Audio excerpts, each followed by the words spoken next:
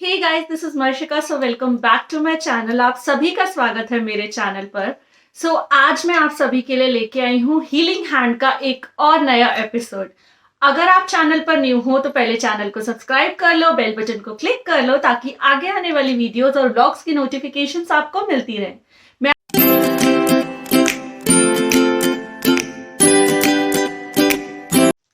So guys, in today's episodes, let's talk about the 5 stages of breakup. Yes, the 5 most important stages of breakup जिनके through हम सभी अपनी life में कभी ना कभी गुजरे हैं। या एक बात मैं बहुत क्लियरली बता देना चाहती हूँ आप सभी को कि 5 stages ऑफ ब्रेकअप में हम किसी पर्टिकुलर लव रिलेशनशिप की बात नहीं कर रहे हैं। यहाँ पर ये किसी एक पर्टिकुलर कपल वाले रिलेशनशिप के ब्रेकअप की बात नहीं है। In healing hands we talk about general things जो कि हर एक पर्सन के ऊपर एप्लीकेबल हो। तो यहाँ पर आप ये जो 5 stages ऑफ ब्रेकअप हैं, ये आप दोस्ती के रिश्ते में भी कंसिडर कर सकते हो, आप अपने कपल वाले लव के रिलेशनशिप में भी इसे कंसिडर कर सकते हो, आप किसी फैमिली रिलेशनशिप में भी इसे एप्लीकेबल कर सकते हो बहुत इजीली। तो हम 5 stages के बारे में बात करेंगे ब्रेकअप की, जिससे हर एक इंसान, चाहे वो मैं हूं, चाहे आप हो, चाहे कोई भी हो, लाइफ में कभी ना कभी जरूर गुजरता है। और वैसे भी आज के टाइम पर रिलेशनशिप्स इतने कॉम्प्लिकेटेड हो गए हैं, हम लोगों को रिश्तों को, बॉन्ड को बनाए रखना इतना ज्यादा मुश्किल हो गया है, इतने ज्यादा हेक्टिक स्केड्यूल के साथ, या फिर कह लो लोगों के अंदर इमोशंस भी कहीं ना कहीं कम होते जा रहे हैं। लैक ऑफ इमोशन की प्रॉब्लम बहुत ज्यादा देखी गई है, लैक ऑफ अंडरस्टैंडिंग की प्रॉब्लम बहुत ज्यादा देखी गई है। तो बहुत सारे फैक्टर्स वर्क करते हैं किसी भी एक रिश्ते के टूटने पर। तो अब रिश्ता क्यों टूटता है उस टॉपिक पर किसी और दिन बात करेंगे, लेकिन आज हम बात करेंगे कि जब ब्रेकअप हो जाता है तो एक इंसान या एक इंसान का जो दिल है वो किस कदर उन स्टेजेस से गुजरता है। दोस्तों, जो सबसे फर्स्ट फेज है ब्रेकअप का, वो क्या होता है? हमारा क्राइम फेज। ब्रेकअप हो जाता है जब, उसके बाद क्या होता है, हम सबके अंदर जो वो तूफान उमड़ता है ना, लाइक वो जो एक पेनफुल, ऐसा लगता है कि दिल के ऊपर किसी ने पत्थर रख दिया है पूरा का पूरा। वो ही पहला फेज है जिसके अंदर हम ये भी नहीं समझ पाते कि हमारे साथ क्या हो रहा है, और हर पल हम कहीं ना कहीं, अगर हम गॉड में बिलीव करते हैं तो हमारा वो विश्वास भी डगमगाने लगता है, हमारा खुद पर से विश्वास भी डगमगाने लगता है। और इसका एक बहुत सिंपल सा रीजन है कि हमें जब किसी से अटैचमेंट होती है और सडनली वो पर्सन हमसे बात करना बंद कर दे, मिलना बंद कर दे, हमारे बीच में वो कम्युनिकेशन गैप आ जाए, वो चीज सबसे ज्यादा दर्द इंसान को देती है। एक रिश्ते को बनाने से लेकर उस रिश्ते को निभाने तक बहुत मेहनत लगती है, लेकिन उसे टूटने के लिए एक वजह काफी है। कुछ ना कुछ ऐसा हुआ जो किसी एक को पिंच कर गया, सामने वाले ने आपको पुश करके अपनी लाइफ से बाहर फेंक दिया, आप कुछ नहीं कर पाए। वो जो एक हेल्पलेसनेस वाली फीलिंग होती है ना अपने अंदर, वो हमारे दर्द का सबसे बड़ा कारण बन जाती है। व्हेन वी फील लाइक कि सब कुछ ठीक नहीं हो सकता। क्या ये सवाल न जाने हम कितनी बार अपने आप से पूछते हैं कि क्या सब कुछ पहले की तरह नहीं हो सकता? दिल बोलता है कि हाँ, कोशिश कर, हो सकता है, लेकिन जो दिमाग है, जो सिचुएशंस हमारे सामने हैं, या जो भी चीजें हम फेस कर रहे होते हैं ना, प्रैक्टिकल सेंस, हमें पता चल जाता है कि अब कुछ ठीक नहीं हो सकता। वो फर्स्ट फेज होता है आफ्टर ब्रेकअप, जिसके अंदर हम रोते हैं for the weeks, for the months, not for an year. कोई भी पूरे पूरे सालों तक नहीं रोता। हाँ, ये है कि हमें 1 साल, 2 साल, 3 साल रिकवर करने में लग सकता है, बट अगर हम बोलें कि वो जो फर्स्ट फेज है वो मैक्सिमम टू मैक्सिमम मेरे अकॉर्डिंग 1 महीने तक लास्ट हम उस फेज के अंदर रहते हैं। फर्स्ट फेज के अंदर कुछ दिन हमें बहुत ज्यादा पेन होता है, फिर कहते हैं ना कि टाइम हील्स एवरीथिंग। अब टाइम हील्स एवरीथिंग और not, I really don't know, but ये है कि वक्त के साथ हमें उस पेन को सहने की आदत पड़ जाती है। तो कुछ महीनों में वो पेन हल्का होने लग जाता है, तो हम अपने उस फर्स्ट फेज से सेकेंड फेज की तरफ आगे बढ़ने लग जाते हैं। तो हमारे फर्स्ट फेज को अगर हम इन अ नटशेल बात करें, तो हमारे फर्स्ट फेज में हमारा जो फर्स्ट फेज है वो पूरा रोने में निकल जाता है, तड़पने में निकल जाता है। हम पुरानी मेमोरीज हमें हॉन्ट कर रही होती हैं, हम बस यही सोच रहे होते हैं कि क्या सब कुछ बैक टू नॉर्मल नहीं हो सकता। बोल सकते हैं कि फर्स्ट फेज काफी हमारे लिए हैवी हार्टेड होता है, बहुत हैवी एनर्जीज होती हैं फर्स्ट फेज की, लेकिन सेकेंड फेज में आते आते कुछ चीजें चेंज होने लग जाती हैं। तो चलो जानते हैं कि so guys in the second phase, जब हमारा फर्स्ट फेज में आंसू कह सकते हो कि सूखने शुरू हो जाते हैं, वो दर्द कहीं ना कहीं थोड़ा हल्का फील होने लग जाता है, तब हमारा सेकेंड फेज स्टार्ट होता है, या कह सकते हैं सेकेंड स्टेज ऑफ ब्रेकअप आता है। तो उस सेकेंड स्टेज ऑफ ब्रेकअप में हम में से ज्यादातर लोग अपने मन को समझाते हैं कि हमें खुद को बिजी रखना है। और बिजी किस चीज में रखना है? उन चीजों में जो हमें करना पसंद है, ताकि हम थोड़ा सा बेटर फील कर सकें। ठीक है, तो उसमें हम वापस से अपनी सोशल लाइफ में एंटर करना स्टार्ट करते हैं, वापस से अपने दोस्तों के साथ हैंग आउट करना स्टार्ट करते हैं, या फिर उन लोगों के ऊपर काउंट ऑन करना स्टार्ट करते हैं जो हमें हेल्प करने के लिए उस फेज में रेडी होते हैं। ठीक है, so those are the most precious people जो आपके इस पूरे प्रोसेस के दौरान आपके साथ रहते हैं, बिकॉज वही आपको इन पूरी की पूरी 5 स्टेजेस से बाहर निकालने में हेल्प करते हैं। Just focus on the word, help करते हैं। पूरी तरह बाहर आपको सिर्फ आप खुद निकालते हो। ठीक है, सो बी योर ओन हीरो और हीरोइन। सो वो आपके जो सपोर्ट सिस्टम है उनके ऊपर आप काउंट ऑन करना स्टार्ट करते हो, अपने काम के ऊपर आप काउंट ऑन करना स्टार्ट करते हो उस सेकेंड स्टेज के अंदर, बिकॉज वो रोना, वो तड़पना, वो सब चीजें फर्स्ट फेज में खत्म हो जाती हैं या कम हो जाती हैं। सेकेंड फेज में उसका कोई ना कोई इम्पैक्ट रहता है, but most of the time हमारा निकलता है अपने वर्क के अंदर अपने आप को बिजी करने में। और उसके बाद इन अ मंथ और 2 हम थर्ड फेज की तरफ आगे बढ़ जाते हैं, क्योंकि जब हम अपने काम में बिजी हो जाते हैं तो हमारी हीलिंग स्टार्ट हो जाती है। बिकॉज बहुत इंपॉर्टेंट रोल प्ले करता है डिस्ट्रैक्शन। जब आपका फोकस उस पर्टिकुलर एक चीज से हटकर किसी दूसरे फिनोमिना या किसी दूसरी चीज की तरफ शिफ्ट होता आपको नजर आता है, तो इंटरनली आप खुद से बेटर फील करना स्टार्ट कर देते हो। 1 से 2 महीना इस सेकेंड फेज को निकलने में लगता है, और फिर फाइनली हम लोग थर्ड फेज की तरफ आगे बढ़ जाते हैं। सो इन दी थर्ड स्टेज हमें ऐसा फील होने लग जाता है फाइनली कि अब हमें वापस से एक न्यू सर्कल या एक न्यू पर्सन या फिर एक न्यू गैंग क्रिएट करने की जरूरत है। क्यों? क्योंकि लाइफ आप अकेले खुशी से नहीं जी सकते हो। हाँ, हमें इतना स्ट्रांग होना चाहिए कि हम खुद की कंपनी को एंजॉय कर सकें, हम अलोन भी हैप्पी रह सकें। फोकस ऑन दी वर्ड भी, अकेले भी खुश रह सकें। लेकिन अगर जिंदगी को पूरी तरह एंजॉय करना है, पूरी तरह खुश रहना है लाइफ में, या फिर जिंदगी को स्मूथ बनाना है, तो हमारे अपनों की जरूरत हमें हर कदम पर पड़ती है। तो इसीलिए अब जो पर्सन हमारी लाइफ से जा चुका है वो तो जा चुका है, उसको अगर वापस आना होगा तो आफ्टर फेसिंग हिज और हर कर्मा और after facing the universal process वो वापस आ जाएगा। लेकिन ऑब्वियसली फ्रेंड्स, हम अपना टाइम तो इस वेटिंग जोन में खराब नहीं कर सकते ना कि कब वो इंसान हमारी लाइफ में वापस आएगा। और एक बात हमेशा याद रखना दोस्तों, अगर जिंदगी से कोई जाता है ना, या भगवान अगर हमारी लाइफ से किसी को बाहर निकालते हैं, तो उसके पीछे एक सॉलिड रीजन होता है। कहते हैं ना कि भगवान ने वो कन्वर्सेशन सुनी होती हैं जो शायद हमारे सामने कभी भी नहीं आई। तो इन अ लॉन्ग रन, और ये मैं सेल्फ एक्सपीरियंस हूं इस चीज में, इन अ लॉन्ग रन हमें पता चलता है कि हाँ, वो पर्सन या वो सिचुएशन या जिन चीजों के पीछे हम भाग रहे थे, वो चीजें हमारे लिए इन फ्यूचर कितनी टॉक्सिक होने वाली थी, और यूनिवर्स ने या गॉड ने उन चीजों को किसी अच्छे रीजन से हमारी लाइफ से बाहर निकाल दिया। तो जब हम थर्ड स्टेज में एंटर करते हैं, तो when we love meeting new people, हम उतने वापस से अपने अंदर वो पॉजिटिव एनर्जी फील करना स्टार्ट कर देते हैं कि अब हमें नए लोग चाहिए, हमें नई जिंदगी चाहिए, हमें न्यू बिगनिंग्स चाहिए। तो this is the third stage, जब we step out, we seek for the new people, we seek for a new life, और हम उसको और बेहतर तरीके से आगे बढ़ने की कोशिश करने में बिजी हो जाते हैं। सो बहुत ब्यूटीफुल होता है ये थर्ड स्टेज ऑफ ब्रेकअप, जिसके अंदर हम वापस से एक न्यू एनर्जी अपने अंदर क्रिएट करते हैं, वापस से एक नया सर्कल अपने लिए फॉर्म करते हैं।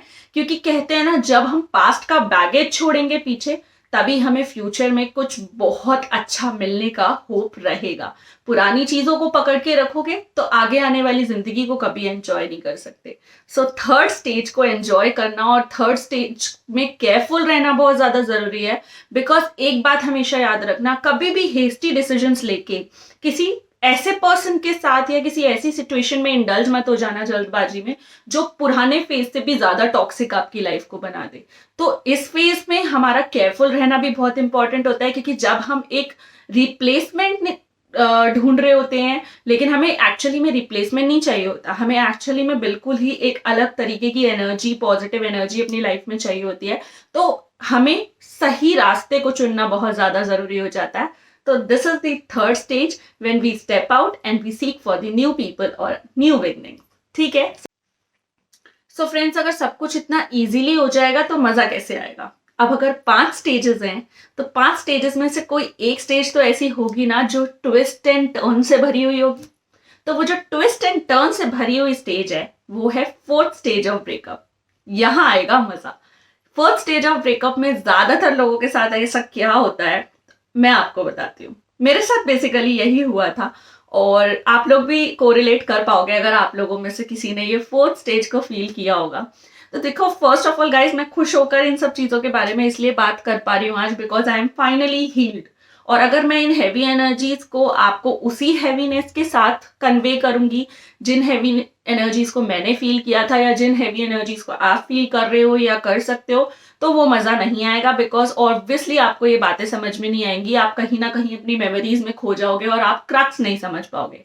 सो this is the only reason कि मैं विद अ स्माइलिंग फेस और एक अच्छी पॉजिटिव एनर्जी के साथ आपको ये चीजें बता रही हूँ ताकि आप फोकस कर पाओ और एक प्रैक्टिकल साइड को देख पाओ. इन मतलब लाइफ को हम जितना बोझ की तरह जिएंगे ना वो उतनी हैवी लगेगी.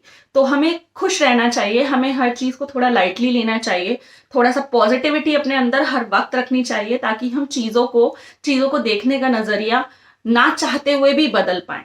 कभी कभी होता है ना कि हम बहुत हैवी हार्टेड फील कर रहे होते हैं और मन भी नहीं होता खुश होने का, लेकिन अगर हम अपने अंदर एक पॉजिटिव एनर्जी जबरदस्ती भी फील करने की कोशिश करते हैं तो डेफिनेटली हम ऑप्टिमिस्टिक बन जाते हैं. तो इसीलिए मैं थोड़ा सा फ्रेंडली वे में कन्वे कर रही हूँ चीज़ों को. चाहती तो मैं लेक्चर की तरह भी बोल सकती थी बट उसमें मज़ा नहीं है.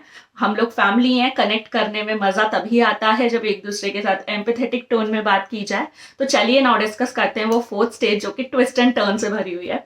उसमें क्या होता है ना कि गेम खेलता है भगवान हमारे साथ, या कह सकते हैं यूनिवर्सल एनर्जीज गेम खेलती है. टेस्टिंग फेज होता है ये हमारा. इसमें क्या है, कहीं ना कहीं से कैसे ना कैसे करके जिस इंसान से तुम दूर भागने की कोशिश कर रहे हो या जो मेहनत तुमने शुरू की 3 स्टेजेस में करी है, चौथी स्टेज में यू बम्प. कहीं ना कहीं या तो वो इंसान तुम्हें दिख जाएगा, चाहे वो किसी रेस्टोरेंट में हो, चाहे वो तुम्हारे आसपास हो, कहीं पे हो, चाहे तुम्हारी लोकेलिटी में हो, कुछ भी हो सकता हो. और ऑल ऑफ अ सडन अगर कहीं नहीं तो सोशल मीडिया पे जरूर नजर आ जाएंगे जी. तो सोशल मीडिया पे वापस से उस एक्स एनर्जी को देख के, अगेन ये जो एक्स एनर्जी है ये कोई भी हो सकती है, आपका दोस्त भी हो सकता है, आपका बॉयफ्रेंड गर्लफ्रेंड भी हो सकता है, आपका स्पाउस भी हो सकता है, आपके फैमिली का कोई कजन या जिससे भी आप XYZ जो भी पर्सन है कोई भी हो सकता है, उस एक्स एनर्जी को आप वापस से हिट करते हो. तो जैसे ही आपको वो इंसान किसी और दूसरे पर्सन के साथ बहुत खुश नजर आता है, कई बार बहुत लोग होते हैं प्रिटेंड करते हैं हमारे सामने, भले ही उनके मन में वो खुशी नहीं होगी किसी दूसरे पर्सन के साथ, उन्हें भी पता होता है कि जिसके साथ वो हैं वो हमारा रिप्लेसमेंट कभी हो ही नहीं सकता, लेकिन हमें देखकर वो होता है ना कि एक दिखाना होता है, एक मतलब आपका शो ऑफ होता है कि नहीं भाई मैं बहुत खुश हूँ. तो वो वाली चीज लोग ओवर एक्सप्रेसिव होकर दिखाते हैं, ज्यादातर लोग ऐसे करते हैं. तो वो वाली चीज आपको कहीं ना कहीं पर देखने को अगर मिलेगी तो हम तो भाई सच्चा प्यार करते थे ना, हमने तो दिल से सारे इमोशंस दिए थे, इमोशनल इन्वेस्टमेंट करके बैठे थे हम. तो वो 3 स्टेजेस पे जो मेहनत की होती है ना वो वहां पर बहुत अलट पलट हो जाती है. क्योंकि जब आप उस पर्सन को देखते हो वापस से आपके अंदर वो मेमोरीज का पूरा लहर आपके अंदर ऐसे आती है और उसके बाद आप भूल जाते हो. ऑल ऑफ अ सडन आप ऐसे मतलब इतना ज्यादा कंफ्यूज हो जाते हो कि ये सब क्या हुआ, और वापस से आप अपने आप को क्वेश्चन करने लग जाते हो कि क्या मतलब मेरी ही कोई गलती थी या मैं ही अच्छा नहीं था या अच्छी नहीं थी या क्यों चीजें खराब हुई. बेसिकली आप कह सकते हो इन अ नटशेल आप फर्स्ट स्टेज पर वापस आ जाते हो. तो जो आपने मेहनत करी 3 स्टेज की वो कहीं ना कहीं ऑन अ टेम्पररी बेसिस खराब हो जाती है और आप फर्स्ट स्टेज के ऊपर वापस आ जाते हो बिकॉज आपने उस इंसान को देख लिया, आपके अंदर वो मेमोरीज वापस से बाउंस बैक कर गई और उसके बाद सब कुछ खत्म हो जाता है. But again focus on the word temporary. ये सब कुछ टेम्पररी है. फोर्थ स्टेज बहुत पेनफुल होता है लेकिन उतनी ही जल्दी वो पेन वैनिश भी हो जाता है बिकॉज जो स्ट्रेंथ आपने शुरू के सेकेंड और थर्ड फेज में अर्न की होती है वो आपको फिफ्थ फेज में काम आती है. तो फोर्थ फेज जितनी इजीली आता है उतनी ही इजीली चला भी जाता है, बट फॉर फ्यू मोमेंट्स वो बहुत हैवी एनर्जीज देकर जाता है आपको, क्योंकि इसके पीछे भी रीजन है। याद करो, कई जगह पर आपने पढ़ा होगा या सुना होगा, जब लाइफ में कुछ बहुत अच्छा होने वाला होता है ना, तो उससे पहले हर तरफ आपको अंधेरा छाया हुआ नजर आता है। लाइफ की सबसे डिफिकल्ट सिचुएशंस उसी टाइम पर आती हैं जब आपका सबसे खूबसूरत टाइम आने वाला होता है। तो फोर्थ फेज वही डार्केस्ट फेज होता है, क्योंकि फिफ्थ फेज ब्राइटेस्ट फेज बनकर हमारी लाइफ में आता है। तो चलिए जानते हैं कौन सा है वो fifth phase. So the fifth stage is the most important stage of breakup, और इसे हमें सीरियसली लेना बहुत जरूरी है। बाकी स्टेजेस में आप कहीं ना कहीं हीलिंग प्रोसेस में होते हो, लेकिन अगर आप ये फिफ्थ स्टेज मिस कर देते हो फ्रेंड्स, तो उसके बाद शायद आपकी लाइफ कभी भी ठीक नहीं हो सकती।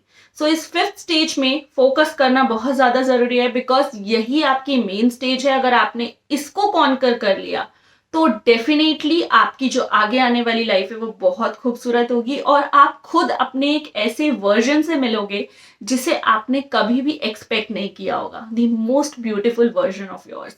सो ये जो फिफ्थ स्टेज है, ये है सेल्फ लव स्टेज। जब जिसको आपने प्यार किया उसने आपके प्यार को रेसिप्रोकेट नहीं किया, या आपको बदले में उस तरीके का प्यार नहीं दिया जो आप एक्सपेक्ट कर रहे थे, तो आपको मूव ऑन करना चाहिए towards the self love stage, जो फिफ्थ स्टेज में होता है, जिसे हम में से बहुत सारे लोग इग्नोर कर देते हैं और अपनी लाइफ को और ज्यादा पेनफुल और ऑब्स्टेकल्स और टर्मोइल से भरा हुआ पाते हैं। तो ये जो फिफ्थ स्टेज है, इसमें हमें अपना जो फोकस है वो पार्शली नहीं, कंप्लीटली किसी दूसरी चीज पर वापस से चेंज करना पड़ता है। और वो आप किस चीज पर चेंज करते हो? For the betterment of your self. अपने प्लान्स बनाते हो, अपने गोल्स पर फोकस करते हो, अपने आप से प्यार करते हो, अपनी एनर्जीज को फील करना स्टार्ट करते हो, अपने आप से सेल्फ टॉक वाली एनर्जीज में आप इंडल्ज होना स्टार्ट करते हो, इंट्रोस्पेक्शन करते हो, खुद से बात करते हो, खुद के फ्लॉज, खुद की स्ट्रेंथ्स को जानने की कोशिश करते हो, क्या चीजें आपको हील करने के लिए चाहिए इन अ लॉन्ग रन, उन चीजों पर फोकस आप फिफ्थ स्टेज पे करते हो। और जब आप सेल्फ लव वाली स्टेज में एंटर करते हो, अगर आपने खुद से प्यार करना सीख लिया, आप समझ गए कि आप कैसे इंसान हो, लाइफ में आपको क्या चीजें चाहिए, क्या आपके गोल्स हैं, क्या आपकी एथिकल वैल्यूज हैं, और सबसे बड़ी चीज, आपने इस चीज को अगर खुद को समझा लिया कि उस इंसान ने आपकी कदर नहीं करी, वो पर्सन आपको डिजर्व नहीं करता था जो आपकी लाइफ से चला गया, and now it's time to move on. This is the मतलब लाइक मोस्ट इंपॉर्टेंट टाइम, और this is the high time to move on. तो उस टाइम आप अपने सबसे बड़े फियर्स से जूझ रहे होते हो, और उन डर को ढकेलते हुए आप आगे जब निकल जाते हो, तो आपकी ब्रेकअप की स्टेजेस खत्म हो जाती हैं। तो final stage is all about self love, cherishing self, अपने आप से प्यार करना, अपनी स्ट्रेंथ्स को जानना। प्यार करने का सेंस है कि आपकी कमियों से भी और आपकी स्ट्रेंथ से भी आपका फेमिलियर होना बहुत ज्यादा जरूरी है, तभी आप अपनी कंपनी एंजॉय कर पाते हो। इतना ज्यादा स्ट्रेंथ आपको ये फिफ्थ स्टेज देकर जाती है कि आगे आने वाली लाइफ के लिए आप इतने एक्सपीरियंस्ड हो जाते हो और इतने स्ट्रांग बन जाते हो कि शायद ही लाइफ में फिर कोई भी पर्सन आपको कभी तोड़ नहीं पाता। एक डिटैचमेंट वाला जो एक लेसन है वो आप इसी फिफ्थ स्टेज में सीखते हो, क्योंकि यहाँ तक आते आते आपको समझ आ जाता है कि किसी भी इंसान के ऊपर पूरी तरह डिपेंड करना हमारे लिए कितना टॉक्सिक साबित हो सकता है। क्योंकि जो एक्सेसिव पेन हमने पिछली स्टेजेस में झेला होता है ना, वो हमें आगे आने वाली लाइफ के लिए बहुत कुछ सिखाकर चला जाता है। और याद रखना, खुद से खुद का रिश्ता जोड़ना बहुत ज्यादा जरूरी है, क्योंकि right from the birth till and आप खुद के साथ खुद होते हो।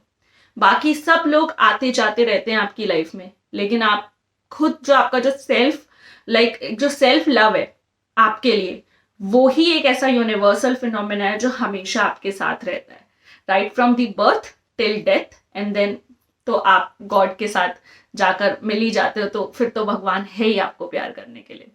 तो most important stage is this fifth stage, that is for the self love attainment. ये आपके लिए बहुत इंपॉर्टेंट है, और यही आपके हीलिंग प्रोसेस को एक कंप्लीशन की तरफ लेकर जाता है। सो गाइज, होपफुली आपको ये आज का एपिसोड पसंद आया होगा। अगर आपको आज का एपिसोड पसंद आया तो वीडियो को लाइक कर देना, शेयर कर देना, चैनल को सब्सक्राइब कर देना, बेल बटन को क्लिक कर देना। मिलते हैं बहुत जल्द एक नए वीडियो या एक नए व्लॉग के साथ। तब तक के लिए अपना ध्यान रखिए, खुश रहिए और खुद को हील करने की कोशिश कीजिए। Bye guys, take care.